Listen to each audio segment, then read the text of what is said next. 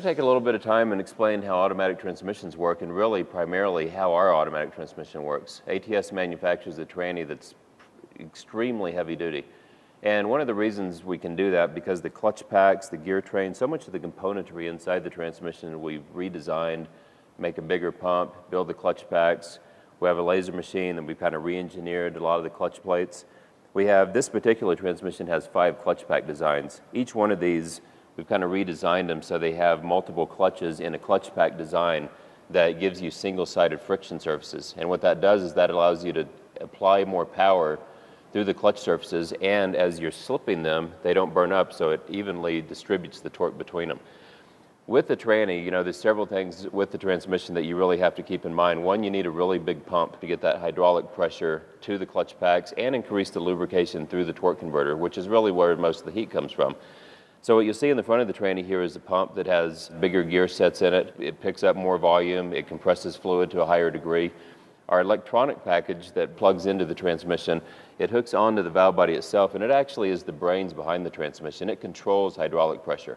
So as you're tipping into it, as engine torque from the factory is limited to a certain power level, when you turn a diesel up, the power level is increased substantially.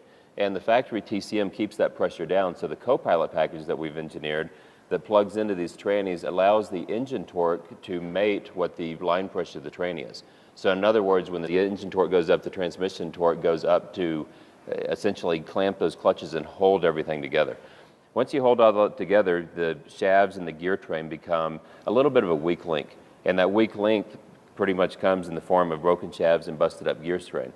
So increasing the diameter of the shafts, making the shafts out of a 300M material, making planetaries that are steel instead of aluminum. There's many areas inside the transmission, many that you can see here as far as the gear set, for instance, heavy duty, big, robust gear sets. And then doing all that work, you know, is really not going to get you very far until you take care of the torque converter. The torque converter is a really common area, and really the most commonly thing that fails in a transmission is the torque converter clutch.